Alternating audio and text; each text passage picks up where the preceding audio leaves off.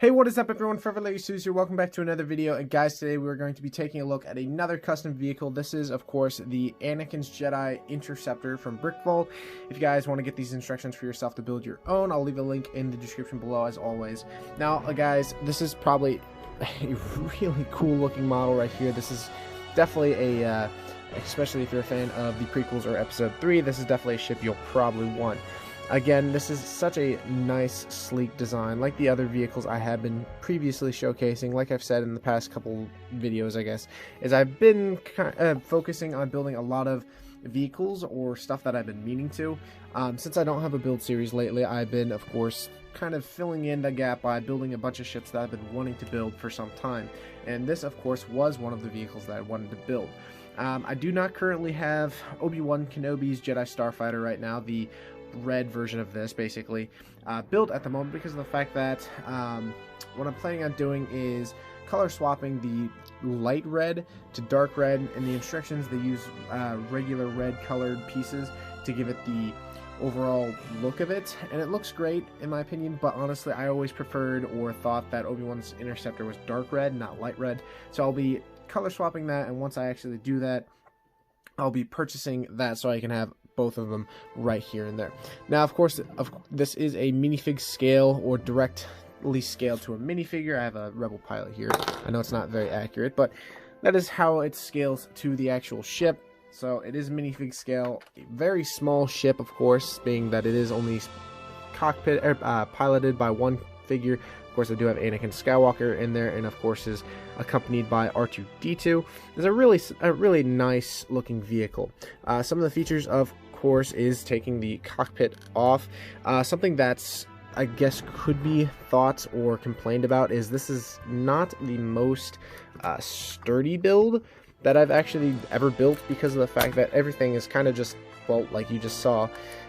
It's very I'm gonna take the cockpit off real quick. Okay, so the cockpit is off, and in the time frame of me actually pausing the recording, I accidentally broke the wing, and yeah.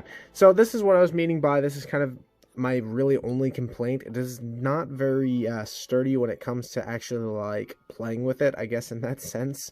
Now, of course, I don't really play with these. I kind of just use them for like mocks or builds, but that is a issue, of course, because of the fact that, you know, if you're swooshing it around or accidentally bump it, it may in fact break in your hand, which is not always the best case scenario.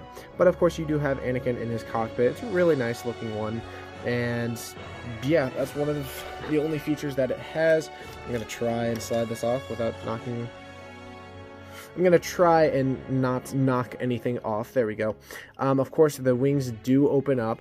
Now, for those of you who are wondering why, I guess the inside of the wings are just plain yellow and don't have any of that, like, design sticker, I ended up forgetting to actually purchase the sticker sheets, or just, you know, the parts that have the stickers already on hand.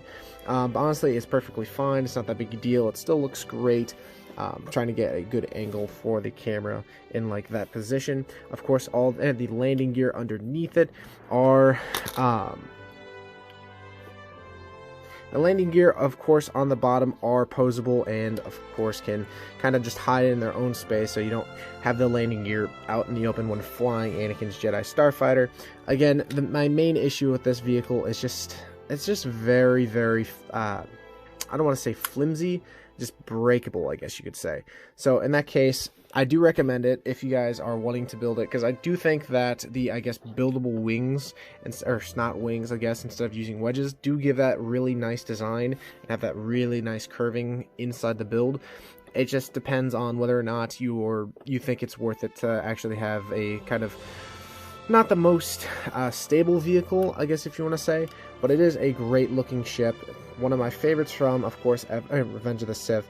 And yeah, if you do want to build these for yourself, it's really nice. Again, I think it was total piece count was like 360, and the actual price to purchase it was, I think, around $35, between $35 and $45. So if you're interested in definitely picking this up, I definitely recommend it. I do want to give you a warning though, that it is definitely a sturdy, not the most sturdiest builds, and if you are interested in building it, just to, you know, keep that in mind. But I do look forward to building the red Interceptor for Obi-Wan Kenobi, so I can have both. And yeah, I think that's going to be it. If you enjoyed, definitely show some love by smashing the like button, as well as if you're new to this channel, definitely subscribe. And yeah, I'll see you guys in the next video. Bye-bye.